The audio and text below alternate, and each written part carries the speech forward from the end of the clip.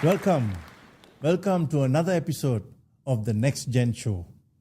Today, we are talking to a very young lady. Her name is Jean Elliessa. She is a graphic designer. You must have heard of many youngsters going to graphic design schools, art schools, and, in fact, a lot of people think advertising is graphic design. Not realizing that there are other areas in advertising which involve other skill sets. But anyway, back to graphic design. Our guest today is Jean Elliessa. Jean, welcome. Pleasure to be here. Thank you. Jean, tell us, what do you do when you talk about graphic design in advertising? Because in those days, we used to have, well, not in those days, but there used to be a lot of print advertising, right? Yes. There used to be a lot of, now less print, more online. So how, those days, even graphic designers who work in studios do type markup. Yeah. Yeah. They do things like, layout and stuff like that were designed for print. It's all physical, right? Yes. Nowadays, it's all digital. Advertising is now on social media. Billboards are now all screens on the road as well. But we still do printing, so we always have to be careful with, the CMYK and the RGB, right? Are these visuals going to be printed? Are these visuals going to be on the screen? We got to be very careful on that. Well, what you have studied in graphic design, for example, they still apply in the context of today's new platforms, right? Of course, there's always the principles of design, the fundamentals that we always have to look back to when we design all of our posters, our visuals, and stuff like that. But we always also have to remember about our client CI, their brand identity. We have to incorporate it into everything that we do, even if we have like our own style of design. Yes. We have to always remember about our client's brand. Good. Now with a lot of memes, yeah.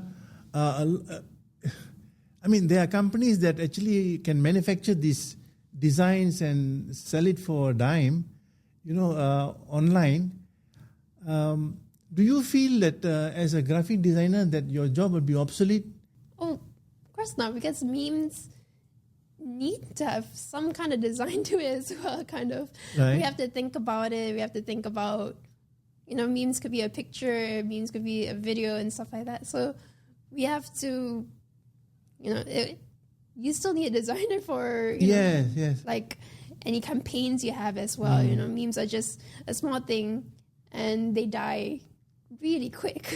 That's the thing about memes. They're very short-lived. Yes. We are so used to this sort of disposable advertising nowadays, in the sense that there are a lot of things that are short-lived, like you said. Yeah. I gotta blame that on the short attention spans of like the people nowadays, the young ones, with TikTok, with YouTube Shorts, Instagram Reels, everything. It's all short, like a 10-second content to catch our attention super fast, So with that, it kind of feels a little bad, right? And you create a visual and you feel like, it's going to be forgotten in the next month, and it's just feels like a waste. But really, that's why you just got to keep churning out ideas, keep churning out visuals. I'm very curious about a question that has been bugging my mind, Jean. I look at these memes as templates. Yeah, when we talk about design. And these templates are tested to work better than another template, for example, because the machine approves it, if you know what I mean. Oh, the algorithm. Yeah. So how do we look at, say, originality in design when it is the machine that needs to approve it, actually, not the client?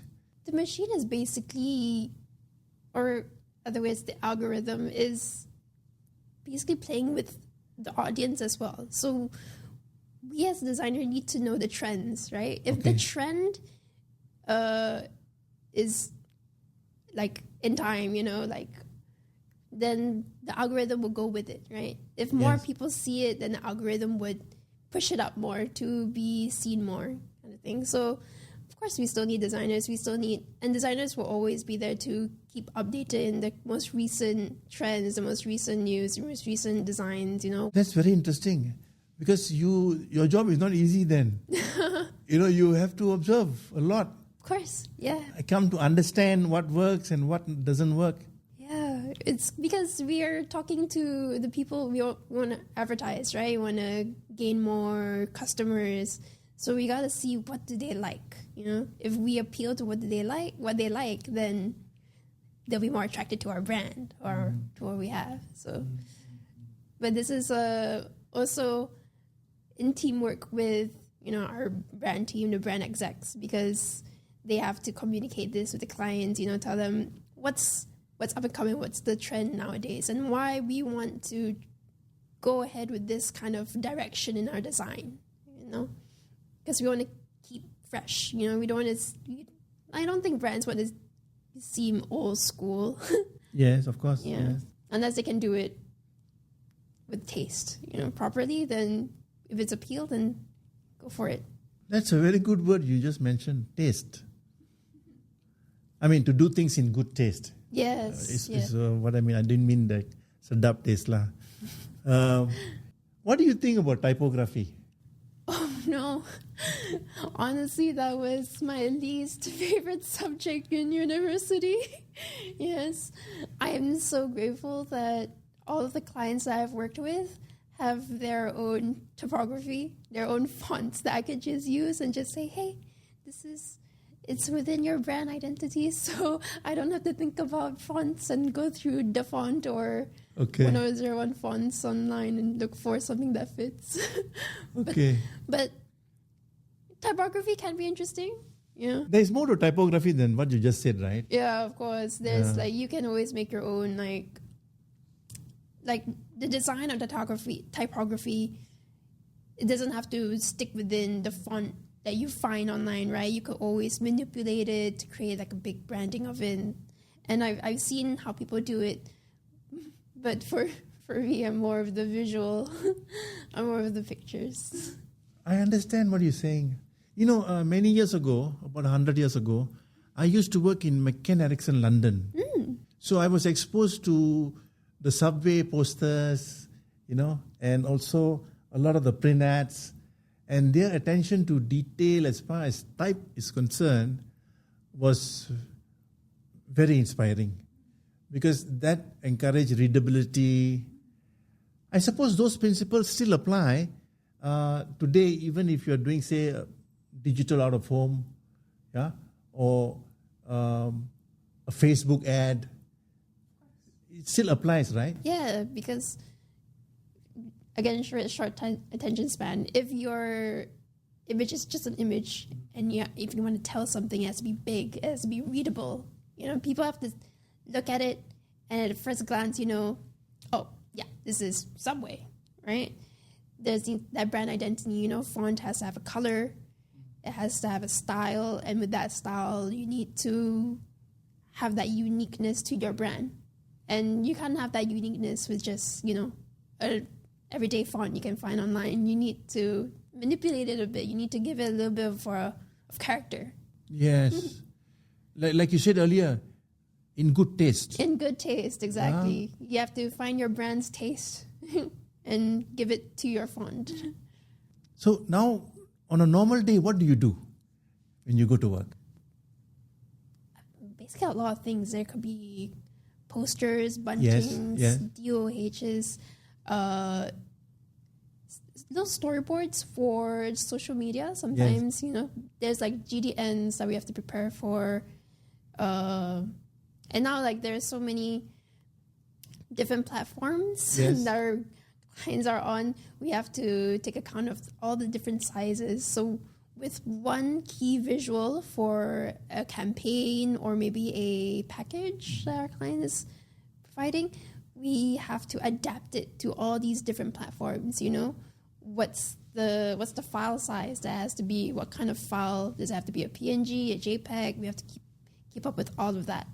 And then if it's a print, we have to make sure our file's in CMYK. We have to send it to the FA team so that they can prepare it to be printed.